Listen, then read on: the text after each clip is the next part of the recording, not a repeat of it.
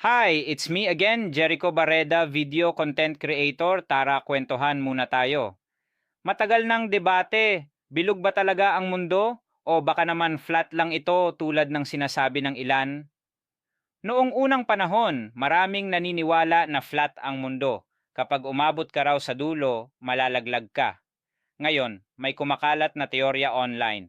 Ang mundo raw ay flat at sa dulo nito, may napakataas na ice wall na pumipigil sa atin na makita ang labas ng mundo.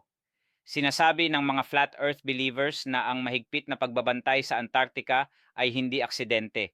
Dahil kung totoo ngang may ice wall, ibig sabihin mali ang lahat ng itinuturo tungkol sa globe model. Pero ayon sa siyensya, malinaw na bilog ang mundo.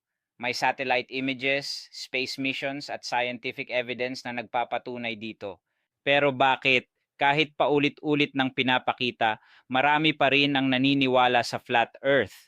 Simple lang, dahil hindi natin mismo nakikita, mahirap tanggapin ang lahat ng galing sa gobyerno at malalaking institusyon.